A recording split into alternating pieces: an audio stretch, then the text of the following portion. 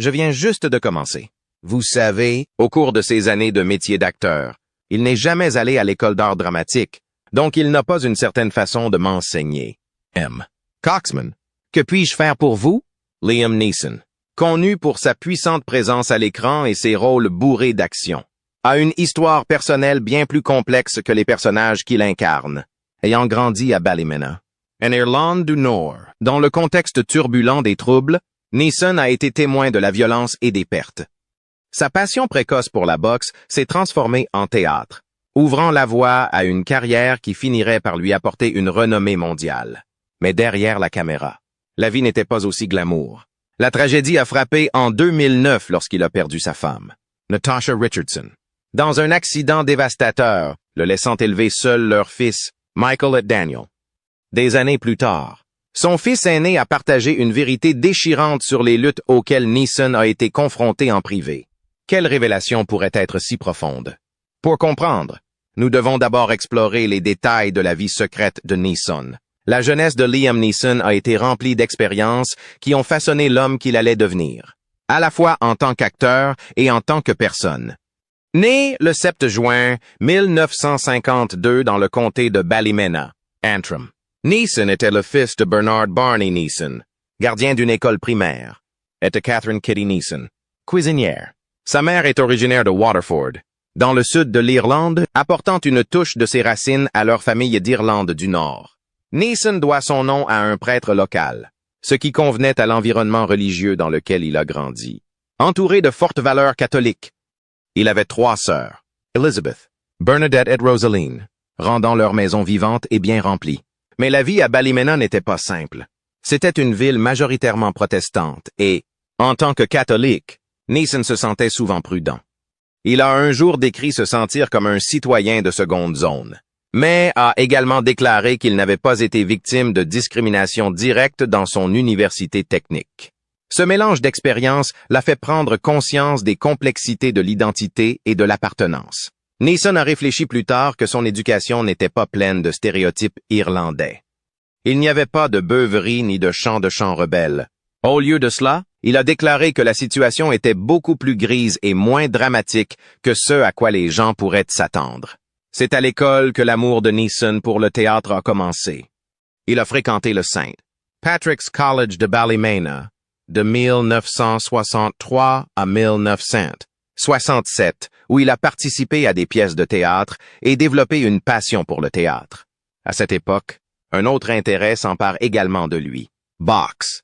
À seulement 9 ans, il commence les cours au Club des jeunes de tous les saints, dirigé par son curé. Neeson ne faisait pas que jouer. Il était bon. Il a remporté des titres régionaux et est devenu 3 fois champion junior d'Irlande du Nord. Son héros était Muhammad Ali et, pendant un certain temps, Neeson rêvait de suivre ses traces. Mais la boxe n'était pas que gloire. La carrière de Neeson sur le ring a pris fin brusquement à l'âge de 17 ans après une commotion cérébrale. Il se souvient d'un combat au cours duquel il s'est senti complètement désorienté par la suite. Son entraîneur lui a dit de descendre et de se changer. Mais Neeson ne comprenait même pas ce que signifiait descendre. Le sentiment de brouillard et de confusion a duré quelques minutes et ce fut un tournant. Il s'est dit « Je dois m'en sortir. Ce n'est plus confortable. » Même s'il était difficile d'abandonner quelque chose sur lequel il avait travaillé si dur, Neeson s'est rendu compte que s'il ne pouvait pas s'engager pleinement dans la formation, il était dangereux de continuer. Il s'est donc éloigné de la boxe et s'est davantage concentré sur le théâtre. L'enfance de Neeson en Irlande du Nord s'est accompagnée de son propre ensemble de défis au-delà du ring de boxe. Il a vécu les troubles, période de violents conflits entre catholiques et protestants dans la région. Cette époque a été marquée par des attentats à la bombe, des meurtres et les événements tragiques du dimanche sanglant de 1972 lorsque les troupes britanniques ont tué 13 manifestants à Derry. La tension dans l'air était quelque chose qu'on ne pouvait pas ignorer. Neeson a admis dans une interview qu'au cours de ces années, il avait perdu des connaissances à cause du conflit. Certaines des personnes qu'il connaissait avaient participé aux grèves de la fin de 1900. 81 au cours desquels 10 hommes sont morts pour protester contre la politique britannique. Bien que Neeson n'ait pas donné de détails sur leur identité, on pense qu'il s'agissait peut-être de Francis Hughes et Thomas McElwee, originaires d'une ville proche de Ballymena. Malgré la tourmente, Neeson est resté concentré sur son amour du théâtre. Il a rejoint les productions scolaires et a découvert que jouer sur scène était un moyen d'échapper au monde qui l'entourait. Mais l'inspiration pour devenir acteur ne vient pas seulement des pièces de théâtre ou des stars de cinéma. Cela venait d'un endroit surprenant, Ian Paisley, le fougueux fondateur du Parti unioniste démocrate. Neeson se souvient s'être faufilé dans l'église de Paisley et l'avoir regardé prêcher. La voix puissante et la prestation passionnée de Paisley ont fasciné Neeson. Il l'a décrit comme un jeu d'acteur, mais c'était aussi un excellent jeu d'acteur. Cette expérience l'a marqué, l'aidant à comprendre que la narration n'était pas seulement sur scène ou dans les films, mais qu'elle était partout. Après avoir terminé ses études, la vie de Neeson a connu quelques rebondissements. En 1971, il commence à étudier la physique et l'informatique à l'Université Queen's de Belfast. Mais le milieu universitaire n'a pas retenu son intérêt longtemps. Au lieu de cela, il est parti travailler à la brasserie Guinness, effectuant un travail manuel loin d'être glamour. Même à cette époque, il a gardé vivant son amour du métier d'acteur. À Queen's, il a également découvert qu'il était doué au football. Un recruteur du Bohemian FC, un club de Dublin, l'a repéré et l'a invité à un essai. Neeson a même joué un match en tant que remplaçant contre le Shamrock Rovers FC. Mais sa carrière de footballeur ne s'arrête pas là. Il n'a pas reçu d'offre pour rejoindre l'équipe. En fin de compte, il semblait que le destin avait d'autres projets. La scène et l'écran appelaient Neeson plus que le terrain de football ou le ring de boxe ne pourraient jamais le faire. En 1976, la vie de Neeson prend un tournant lorsqu'il rejoint le Lyric Players Theatre de Belfast. Il y joue pendant 2 ans et c'est à cette époque qu'il découvre sa véritable passion pour le théâtre. Ses débuts sur scène lui ont donné un sens du but que travailler chez Guinness ou conduire des camions ne pouvait égaler. Un an plus tard, en 1977, il fait ses premiers pas au cinéma incarnant Jésus-Christ et l'évangéliste dans le film religieux Pilgrim's Progress. La carrière de Neeson a commencé à prendre de l'ampleur en 1978 lorsqu'il a déménagé à Dublin. Il a été choisi pour Says Worst Says He, une pièce de Ron Hutchinson sur les Troubles, jouée au Project Arts Center. Cela marque le début d'un travail scénique plus important, notamment en rejoignant le prestigieux Abbey Theatre, le Théâtre national d'Irlande. Il était clair que les talents d'acteur de Neeson commençaient à être reconnus. En 1980, il se produit même aux côtés d'acteurs de renom comme Stephen Ray et Ray McAnally dans des traductions de Brian Froehl. Première production de la Field Day Theatre Company. L'entrée de Neeson dans le cinéma est survenue après que le cinéaste John Boorman l'ait vu jouer le rôle de Lenny Small dans Of Mice and Men. Boorman lui propose le rôle de Sir Gawain dans Excalibur, un film de 1981 sur le roi Arthur et ses chevaliers.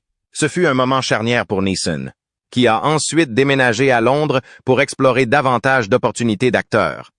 Pendant cette période, il vivait avec l'actrice Helen Mirren, qu'il avait rencontrée sur le tournage d'Excalibur. Les 2 hommes ont partagé une relation qui a duré plusieurs années, entre 1982 et 1987. Neeson a joué des rôles dans plusieurs films, bâtissant ainsi son expérience et sa réputation.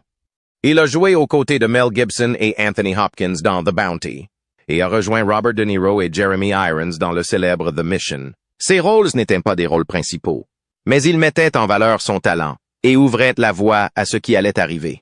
En 1986, il a même joué dans la série télévisée à succès Miami Vice, très populaire à l'époque. La même année, il fait un pas important vers Hollywood, prêt à jouer des rôles plus importants. En 1987, il a joué avec Cher et Dennis Quaid dans Suspect, ce qui lui a valu des éloges et a prouvé qu'il pouvait se défendre aux côtés de certains des plus grands noms de l'industrie. En 1988, il jouait aux côtés de Clint Eastwood dans The Deadpool, le 5e film de la série Dirty Harry, dans le rôle d'un réalisateur de films d'horreur nommé Peter Swan. Mais c'est dans le film Darkman de 1990, réalisé par Sam Raimi, que Neeson a assumé le rôle principal. Le film a été un succès, mais malgré son succès, le nom de Neeson n'a pas encore atteint le statut de foyer. Le début des années 1990 a vu Neeson continuer à bâtir sa carrière. Il a joué le personnage principal d'Ethan Frome, mais ce n'est que l'année suivante qu'il a trouvé un rôle qui allait tout changer. Steven Spielberg a choisi Neeson pour le rôle d'Oscar Schindler dans La liste de Schindler après l'avoir vu dans la production d'Anna Christie à Broadway. Ce rôle était monumental. Avant d'obtenir le rôle, d'autres grands noms comme Kevin Costner, Mel Gibson et Warren Beatty avaient manifesté leur intérêt. Beatty a même auditionné. Mais Spielberg a vu quelque chose d'unique chez Neeson et lui a confié le rôle en décembre 1992. Neeson s'est jeté dans le rôle de Schindler, lisant le livre de Thomas Keneally et étudiant en profondeur le personnage. Il a déclaré que Schindler aimait tromper les nazis en utilisant leur sous-estimation pour sauver plus d'1 millier de vies juives pendant l'Holocauste. La performance de Neeson a été saluée par la critique et lui a valu une nomination à l'Oscar du meilleur acteur. Le film a remporté le prix du meilleur film en 1993 et a consolidé la place de Neeson en tant qu'acteur de premier plan à Hollywood. Il a également reçu des nominations aux BAFTA et aux Golden Globes pour son interprétation de Schindler, faisant de lui l'un des acteurs les plus recherchés de l'époque. Cette même année, la vie personnelle de Neeson prend également un nouveau tournant. Il a rencontré Natasha Richardson, une actrice anglaise, alors qu'il jouait dans Anna Christie à Broadway. Richardson, alors âgée de 29 ans et mariée au producteur Robert Fox, était en train de divorcer. La réputation de Neeson en tant qu'homme à femme ne l'a pas dérangé. Elle a dit un jour « Je suis heureuse que les femmes tombent amoureuses de lui parce que je sais pourquoi. » Leur alchimie sur scène s'est transformée en une romance réelle qui allait devenir une partie importante de la vie de Neeson. Natasha Richardson est tombée profondément amoureuse de Liam Neeson, même si celui-ci se considérait depuis longtemps comme un célibataire confirmé. Leur lien était indéniable. Dans une interview, a expliqué Liam, « Je n'avais jamais eu ce genre de situation chimique explosive avec un acteur ou une actrice. Ils se sont mariés en 1994 dans une petite et charmante ferme du nord de l'État de New York. Natasha a un jour exprimé à quel point elle se sentait chanceuse en disant « Je ne peux pas croire que j'ai eu la chance de rencontrer mon âme sœur. » La complicité du couple était évidente à la fois à l'écran et en dehors. La même année où ils se sont mariés, ils ont joué ensemble dans le film Nell aux côtés de Jodie Foster. Leur vie fut bientôt remplie des joies de la famille. En 1995, ils ont accueilli leur premier fils, Michael, et l'année suivante, leur deuxième fils, Daniel, est né. Le couple était connu pour être profondément amoureux, servant de modèle dans le monde du divertissement. Amis et fans les voyaient comme un exemple de la façon dont le véritable amour pouvait prospérer malgré la célébrité et des horaires chargés. Leur vie commune semblait parfaite jusqu'en mars 2009 lorsque tout a changé. Alors qu'elle skiait sur une piste pour débutants au Québec, Canada, Natasha a eu un accident mineur. Elle ne portait pas de casque et s'est cognée la tête en tombant. Au début, cela semblait inoffensif. Elle a même refusé l'aide des premiers intervenants et a appelé Liam pour le rassurer. Mais quelques heures plus tard, les choses prennent une tournure radicale. Natasha a commencé à se sentir mal, a perdu connaissance et est tombée dans le coma. Liam était à Toronto pour filmer le film Chloé lorsqu'il a appris la nouvelle. Il s'est immédiatement envolé pour Montréal pour être à ses côtés. À son arrivée à l'hôpital, les médecins avaient des nouvelles dévastatrices. Natasha avait subi une grave lésion cérébrale, en particulier un hématome épidural, où le sang s'accumule entre le crâne et la membrane externe du cerveau. Les médecins ont dit à Liam que son cerveau était déjà mort et qu'elle était sous assistance respiratoire. Face à ce moment déchirant, Liam s'est souvenu d'un pacte que lui et Natasha avaient conclu des années auparavant. Ils ont convenu que si l'un d'eux se retrouvait dans un état végétatif, l'autre ferait le choix difficile de mettre fin au maintien en vie. Debout à son chevet, Liam a parlé à sa femme, même s'il savait qu'elle ne pouvait pas répondre. Il dit doucement, « Chérie, tu ne reviendras pas de ça. Je ne sais pas si vous pouvez m'entendre, mais c'est ce qui s'est passé. » Le cœur lourd, la famille de Liam et Natasha a pris la décision de la laisser partir paisiblement. La mort de Natasha a été une tragédie qui a eu un impact profond non seulement sur Liam, mais sur tous ceux qui l'ont connu. Même après son décès, Natasha a continué à toucher des vies. Elle a fait don de 3 de ses organes, son cœur, ses reins et son foie, sauvant ainsi la vie de 3 personnes. Après sa mort, Liam a fait face à un chagrin accablant tout en élevant leurs fils, qui n'avaient alors que 12 et 13 ans. Il a choisi de se lancer dans le travail pour s'en sortir. apparaissant dans près de 50 films depuis 2009. La routine du jeu. D'acteur et le fait de rester occupé l'ont aidé à éviter de sombrer dans le désespoir. « Je ne me vautre pas trop », a déclaré Liam dans une interview. « Je ne voulais tout simplement pas, surtout pour mes garçons, avoir l'air de sombrer dans la tristesse ou la dépression. » Malgré ses efforts pour rester fort pour ses fils, Liam a eu du mal à accepter pleinement la perte de son âme sœur. Il a admis que même des années plus tard, il entendait parfois la porte d'entrée s'ouvrir et s'attendait à voir Natasha entrer, entendre sa voix ou le son familier de ses clés jetées sur la table. Ce rappel de son absence était une douleur constante. Le chagrin ne survenait pas seulement aux moments attendus. Il pouvait surgir de manière inattendue, même pendant les scènes de ses films. Liam a décrit comment cette sensation le frapperait comme une vague, rendant tout instable. « On a l'impression d'être sur une table à 3 pieds, dit-il. Tout d'un coup, on a l'impression que la Terre n'est plus stable. Même si la douleur est devenue moins fréquente avec le temps, elle n'a jamais complètement disparu. La mort inattendue de Natasha a laissé Neeson seul père de leur fils adolescent, Michael et Daniel, qui n'avaient que 13 et 12 ans à l'époque. C'était une situation inimaginable à laquelle personne ne pouvait vraiment se préparer. En réfléchissant à cette époque, Neeson a déclaré « C'était une chose horrible qui s'est produite. » Mais au lieu de s'effondrer sous le poids du chagrin, la famille a trouvé la force les unes dans les autres. Neeson s'est donné pour mission de se concentrer sur ses garçons, en s'assurant qu'ils se sentent aimés et soutenus. Son éducation en Irlande du Nord, avec des parents travailleurs et un sens de la communauté, lui a appris l'importance de la résilience. Cet état d'esprit est devenu crucial dans les mois qui ont suivi la mort de Natasha. Les membres de la famille, en particulier la mère de Natasha, la célèbre actrice Vanessa Redgrave et sa sœur Jolie Richardson, sont intervenus pour l'aider. Tout le monde s'est rassemblé, se souvient Neeson. Vanessa et Jolie ont été des sources de soutien exceptionnelles, incarnant la même compassion et la même unité que Natasha aurait voulu. Sa carrière s'est encore accélérée dans les années qui ont suivi le décès de Natasha. Quelques mois seulement après sa mort, Taken avait catapulté Neeson dans une nouvelle phase de sa carrière de star d'action, et il maintenait sur sa lancée. Au cours de la décennie suivante, il a joué dans de nombreux films d'action, Daunt Unknown, The Grey, Non-Stop at the Commuter. Il a attribué à ce travail un moyen de canaliser ses émotions et de continuer à avancer. Les fils de Neeson ont grandi entourés du monde du cinéma, et il n'était pas surprenant que Michael suive les traces de ses parents. En 2020, père et fils ont partagé l'écran dans Made in Italy, un film qui traitait des thèmes de la perte et de la guérison. Le projet avait une signification personnelle car il reflétait leurs expériences réelles. L'histoire d'un père et d'un fils essayant de faire face à la mort d'un être cher ne semblait que trop familière, et la performance de Neeson était crue et sincère. Il a mentionné à quel point Natasha aurait été fière de voir leur fils jouer. « Je pense que Natasha serait fière, je l'espère », a déclaré Neeson avec un sourire. Bien que Neeson ait trouvé des moments de joie et de fierté en voyant ses fils grandir, il a choisi de ne pas poursuivre de nouvelles relations amoureuses.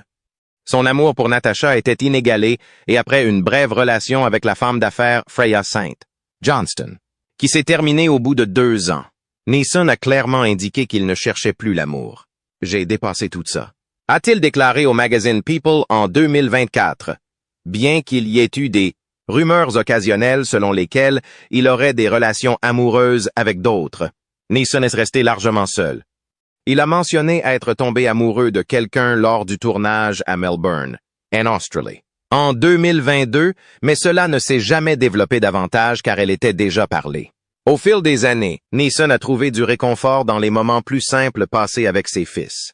Alors qu'ils aimaient autrefois pêcher à la mouche ensemble, ils aiment désormais regarder des films ou des émissions de télévision. Récemment, ils ont regardé l'émission de Nicole Kidman, The Perfect Couple, que Neeson a trouvée divertissante, alors que Neeson aborde les dernières étapes de sa carrière. Il cherche à prendre du recul par rapport aux rôles d'action qui ont défini la dernière partie de sa carrière. À 72 ans, a-t-il admis, « J'en ai 72. Il faudra bien que cela s'arrête à un moment donné. Vous ne pouvez pas tromper le public. » Il a ajouté qu'il ne voulait pas que son doubleur de longue date, Mark Vansalo, fasse toutes les scènes d'action à sa place. Neeson a laissé entendre que d'ici la fin de 2025, il pourrait se retirer complètement du genre d'action. mais il lui reste encore quelques projets en préparation. Don't Absolution, qui sortira en novembre. Le film promet d'apporter le courage et l'émotion que les fans de Neeson adorent. Des réalisateurs comme Hans-Peter Moland, qui a travaillé avec Neeson sur Cold Pursuit, ont fait l'éloge de sa capacité à apporter une réelle douleur et de la profondeur à ses rôles. Quand il est immergé dans le personnage, vous voyez la blessure, vous voyez la douleur, a déclaré Moland, expliquant pourquoi le public est connecté à Neeson depuis tant d'années. Le parcours de Neeson, d'acteur en herbe à Belfast à star d'action hollywoodienne, est marqué par l'amour, la perte et la résilience. Son dévouement envers ses fils et sa carrière nous rappellent que la vie continue, même après une tragédie inimaginable. Et même si l'absence de Natasha se fait sentir chaque jour, l'amour qu'ils ont partagé continue d'être le fondement de sa vie. Merci d'avoir regardé. Si vous avez apprécié cette vidéo, n'hésitez pas à aimer, à vous abonner et à activer la cloche de notification pour ne pas manquer d'autres histoires comme celle-ci. Laissez un commentaire ci-dessous et faites-nous part de vos commentaires.